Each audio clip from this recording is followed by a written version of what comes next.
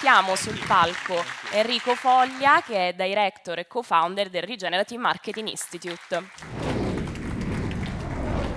Oggi cercheremo di dare anche delle risposte, oltre al fatto di porre delle buone domande. E con l'amico Christian Sarkar oggi vi presenteremo un approccio rigenerativo, dandovi degli insight di un libro, Regeneration, The Future of Community, che è in uscita, nel quale tracciamo un modello di sviluppo che da una parte, come è giusto, sostenga le aziende, sostenga il circolo economico delle aziende, perché senza di quello non si va avanti, ma nel contempo rafforzi, rinforzi, preservi le comunità locali, intese sia come gruppo di persone e sia come ecosistema. Detto questo, I invite my friend, co-author of the book, Christian Sarkar, to join me. Thanks, everyone, and thanks for coming. Okay, let's see. I guess we'll start with this. The Italian version will come out in about 9 months, I think. Like a baby. But we'll hurry. So this is the first Banksy. This was in 1453 in the city of Palermo in Palazzo Abatellis. This guy, we don't know his name, but the Banksy of the Middle Ages, drew this huge mural. And the idea of the mural, which is still sort of, is that death is something we all have in common. And this was at the time of the plague. So this was the first COVID 1.0. That's what this was. And now, of course, the real problem we have in common is our heating planet. So with that in mind, we're looking at, this is actually another project that Phil Kotler and myself are working on called the Wicked Seven Project, which is about the world's horrible problems and how they're all interrelated. And that you can't actually solve one by itself, that we actually have to start working together to solve them because they all interact with each other. This guy is a Native American artist, another Banksy, but he's modern. And he's saying for his world ended in the 17th century, in the 18th century when basically the Native Americans were destroyed. And so he says, you know, it feels like hell, and this is, of course, America today. This is sort of the danger we face because our social fabric is based on this idea of democracy, but companies, if you look at them, are not democratic. Very few companies are democratic. So what needs to happen? What needs to happen, Enrico? And this is sort of how we started this conversation. Enrico came to us with an article about the Phoenicians and how they built trust. And that we have somehow lost trust in our governments, in each other, and even in the businesses that we buy things from, we no longer really trust them to do what's right. So the root of all of this, in a sense, is that our economy is not trustworthy. And we want to move from this kind of a government and this kind of a economy to this kind of an economy. From an extractive economy to a regenerative economy. This is happening whether we want to or not. It's going to happen because, so this is now what is regeneration. What is it that, how can we become more regenerative as a business? Of course we're going to create business value. You know, in business schools, what do we teach? Value creation is the most important thing. How do you create value for your customers? How do you innovate? Why are you innovating? To create value. But let's also think of how we can innovate to create value for the community, for the place we live. And this is where globalization kind of failed, because it created value for the owners, it created value maybe for the employees of a global company, but it failed to create value for the communities that they served. And so this is what we think is going to be regenerative. So sustainability is great, and we have to be sustainable, but we also have to be socially sustainable. In other words, the economic part of sustainability must be embedded and make the community more rich. So we need to create community value. We need to maximize the local circulation of wealth and value creation, not just for the business. So we ask, how do we create business? We know how to create business value. There's all kinds of methods that we learn in business school. But we don't teach how do you create community value. And businesses, don't realize, and of course, whose job is this? Let's just ask for a second. Whose job is this? Is it the government's job? Is it business's job? Is it the job of the comune? Is it the job of the local assessora to do this? By the way, the way this happened, we were in and I'll come to that in a second, but the idea is, Titi, I'm going to come back to you in a second. This framework for regeneration, this is sort of the traditional business value creation, this first S curve. You start innovating, you grow, you exploit, you blow up, and then you crash. And of course, we had the limits to growth in Rome, the many years ago. But now we're saying there's limits to nature. Just to do what we're doing today, if everybody in the world was to do it, we would need 5 planets to sustain what we're trying to do today. So this is sort of the idea of how you start embedding in your business a flow between the local community and, of course, so this, you've all seen Alex Osterwalder's business modeling canvas. This one is sort of a thing that says we're going to tie business value to community value and create a virtuous loop between them. And so we've been doing this. In Palermo, we have this project going on, which I'll come to in a second. And by the way, you have this in your handout. This is sort of in your kit. You should have this little chart. But this is the framework that says, we don't exactly know what the best way to regenerate your community is, but we have many approaches.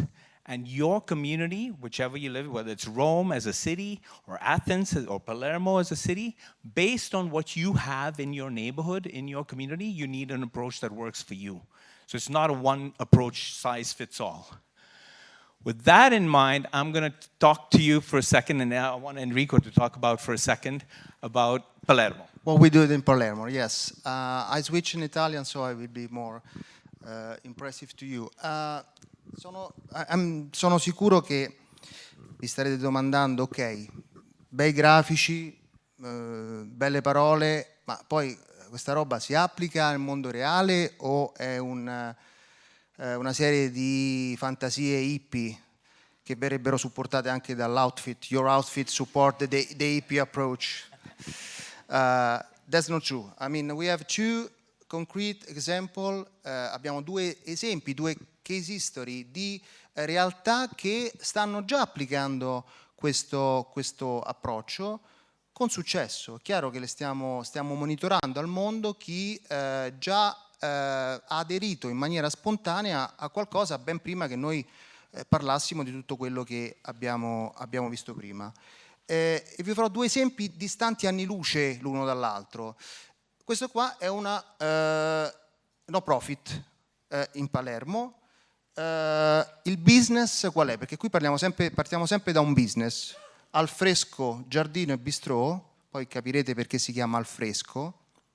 È un ristorante, tra l'altro abbastanza quotato a Palermo, vanta delle collaborazioni con degli chef stellati, e questo è il business che Lucia Lauro ha cominciato a fare.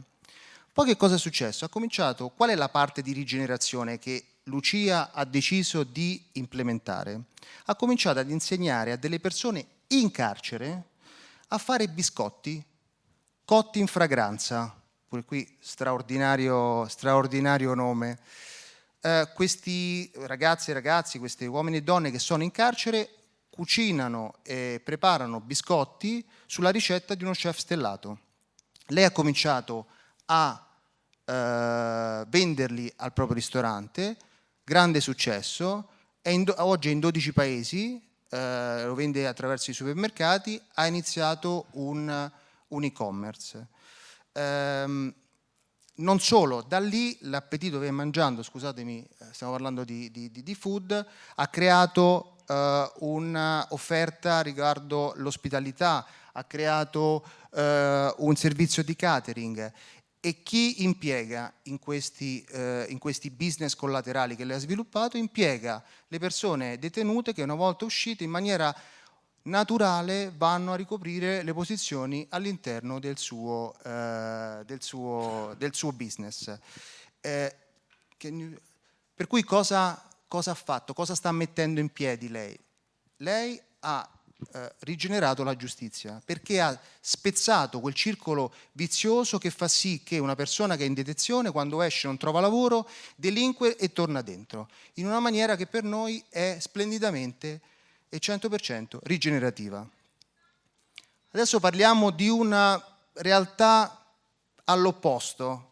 BIP è una multinazionale, dovevamo avere il presidente qui, Nino Lo Bianco, ma purtroppo lui non è riuscito a parcheggiare, per cui non ce la fa, però se è qui vorrei poi farvi parlare con lui, perché cosa ha fatto BIP? BIP è un'azienda che è in tantissimi paesi al mondo, 4.500 persone, e fa consulenza per grandi aziende. Ovviamente in Italia è presente a Roma e Milano perché lì storicamente ha i clienti.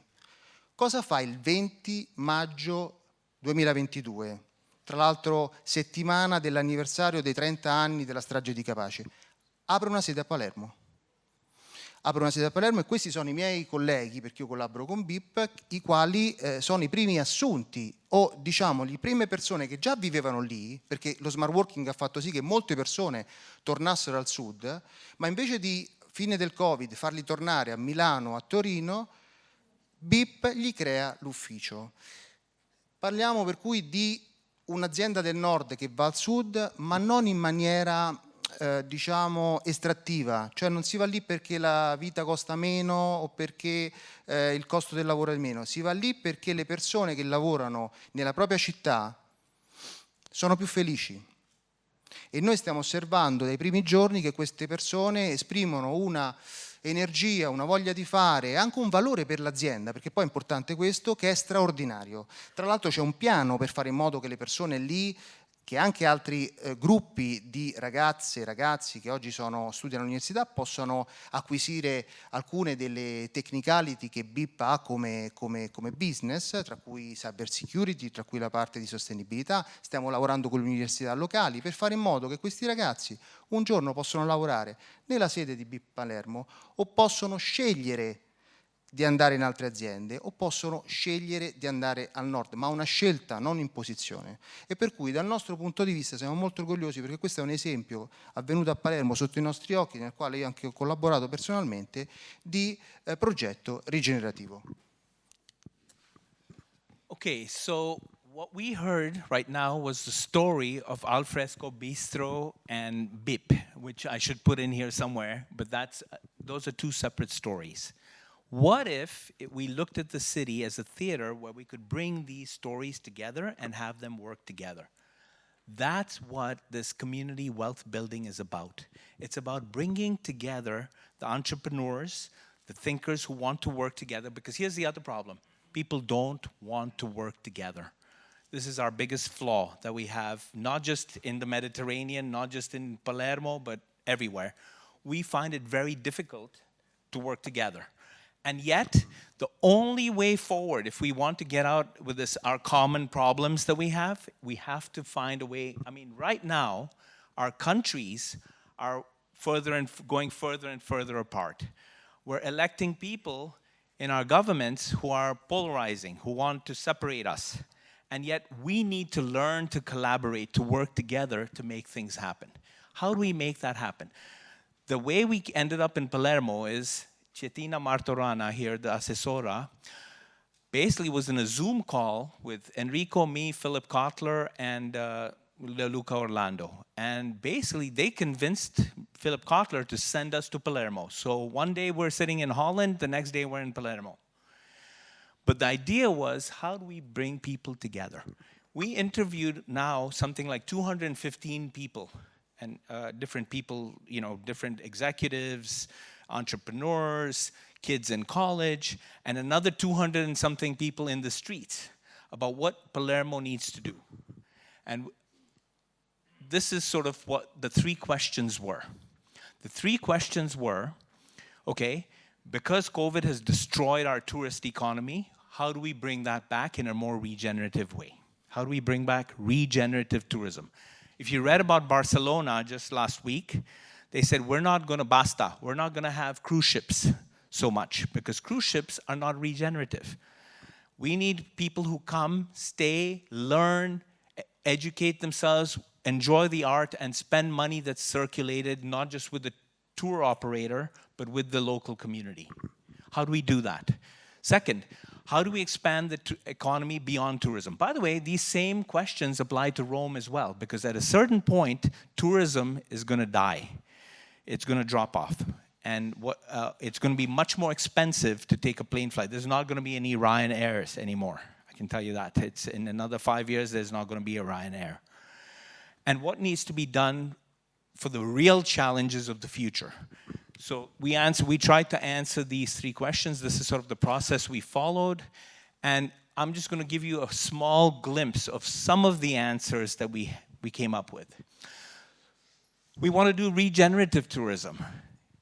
And so we need a tourist board. We don't have a tourist board. We don't have in Palermo a strategy that goes beyond like a hotel, or everybody's doing their own little strategy. But if we came together, and the Catholic Church, for example, could really market this guy. He's the first black saint. But do they do any? You go to Palermo, there's nothing. There's Santa Rosalia, but there's no San Benedetto. We need both. And this is sort of for the future of the city. We have some huge art collections that nobody knows about. The head of the Louvre came to Palermo and said, this is the best unknown museum in the world. Nobody knows about it, but it's the best. So we need to create a new form of regenerative tourism that brings people, and I'm going to tell you another thing. The best kind of regenerative tourism, here's Nino Lobianco, we talked about him a few minutes ago. Ciao.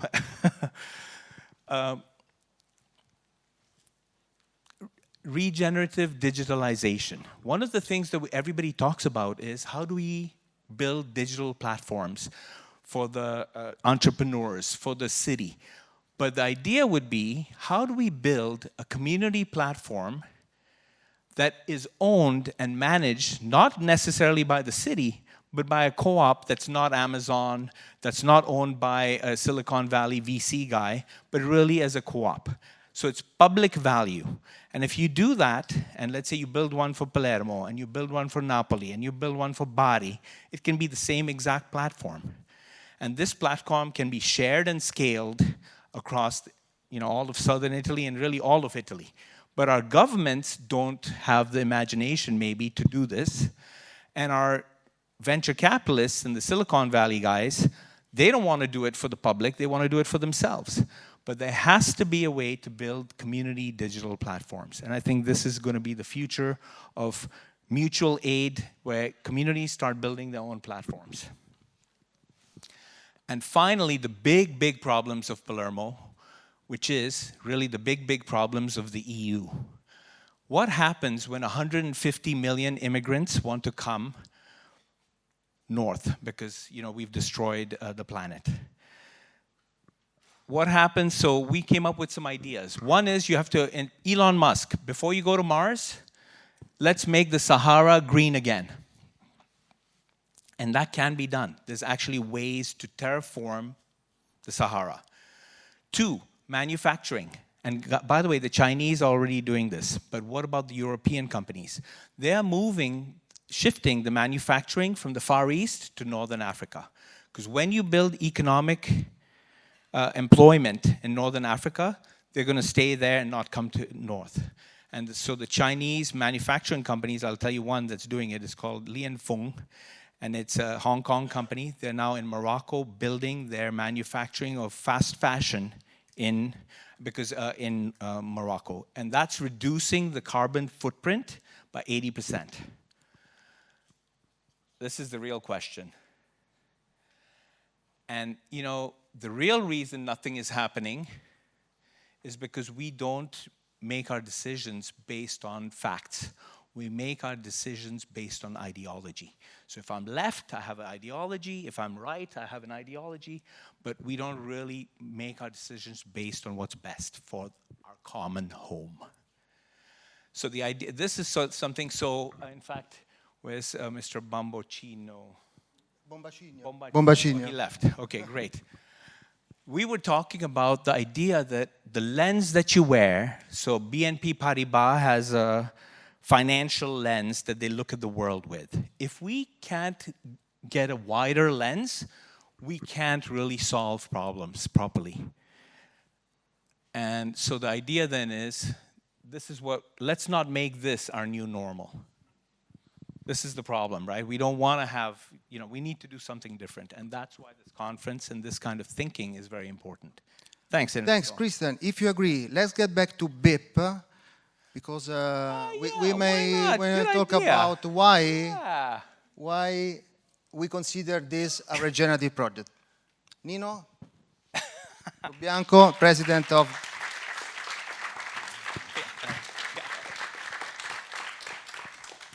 Grazie per questa inaspettata presa di parola con questo gruppo di persone interessate a questo argomento. Due parole sul perché noi stiamo facendo con entusiasmo questa mossa di rigenerare, se possibile, un briciolo Palermo. Non solo perché io sono palermitano e quindi questa è la scusa che tutti dicono siete a Palermo perché tu sei palermitano. No, perché io penso che il Sud sia una grande riserva di talenti, che abbia una potenza di fuoco inespressa, che le intelligenze che ci sono a Palermo, a Catania, a Bari, a Napoli non sono necessariamente inferiori a quelle che noi attingiamo in Bocconi o il Politecnico o la LUISS, dove peraltro ci sono molti immigrati. Però la nostra valutazione in questo momento è che vogliamo non estirpare le persone da dove hanno famiglia, tradizioni, interessi culturali e venire a Milano dove vivono decentemente ma con lo stesso tipo di remunerazione, perché sarà lo stesso, non pensiamo che siano colonie, vive molto meglio. Che cosa rende possibile questo tipo di decisione che sarebbe stato impossibile 10 anni fa? Che sarebbe stato impossibile quando è nata BIP, che sarebbe stata forse difficilissima soltanto 2 anni fa. Il digitale. Il digitale ha cambiato il mondo, il digitale ci ha reso ubiqui, ha consentito in questi 2 anni di lavorare a casa non utilizzando automobile, ferrovie, aerei, e ciò nonostante alla fine avere un lavoro in comune, un risultato in comune, la possibilità di stamparsi un documento elaborato in parte a Boston, in parte a Londra, in parte a Milano. Questo rende possibile lavorare a Palermo, a Bari, che sarà la nostra prossima apertura, e sfruttare tutto quello che l'azienda mette a disposizione. Sarà un tentativo minimo di ridurre il gap sempre più accentuato, il divide digitale che c'è fra nord e sud. Cioè tutti usano il telefonino, tutti usano dei device, nessuno pensa digitale. È una forma parassitaria di utilizzo del digitale. Noi pensiamo, speriamo, di essere capaci di contribuire a migliorare questo tipo di atteggiamento. È stata la chiave di successo della BIP. La BIP era una piccola società nel 2003, uno spin-off della grande Deloitte. Eravamo un Me Too. Perché siamo oggi sulla cresta dell'onda dello sviluppo? Siamo un challenger interessante delle multinazionali della consulenza. Siamo oggi intorno al 40° posto, nel giro di 3 anni e mezzo speriamo di essere al 20°, continuando con questo ritmo e con il piano strategico che abbiamo elaborato. e con i mezzi che ci mette a disposizione CVC, perché siamo stati fra i primi ad abbracciare, a investire, a essere stimolati sul digitale. Noi oggi abbiamo circa 2000 colleghi, 1800 sicuramente, che sono nati digitali, cybersec, x-tech, big data, analytics, customer journey, employee care, cioè sono cose che gli altri dicono di fare perché qualche grande centro specializzato all'interno della loro dimensione lo sta facendo in America. Noi lo stiamo praticando. Lo stiamo praticando in tutto il mondo, siamo in 14 paesi, in 4 siamo con più di 500 persone e cominciamo ad avere un ruolo interessante e speriamo futuro. Allora perché non fare profittare anche i nostri potenziali colleghi junior solo perché vivono altrove? Oggi è possibile farlo, vogliamo contribuire a fare quello che ci è stato così bene raccontato in questa coraggiosissima, disinteressata e credo anche un po' frustrante esperienza dei nostri amici, perché andare a Palermo, incontrare tutti e alla fine avere il fatto che soltanto qualcuno che viene da fuori, Valsecchi con Palazzo Butera, questo meraviglioso ripristino, noi e altri 2 o 3 casi di questo genere, soltanto noi possiamo risvegliare la bella addormentata che è il nostro Sud. Grazie.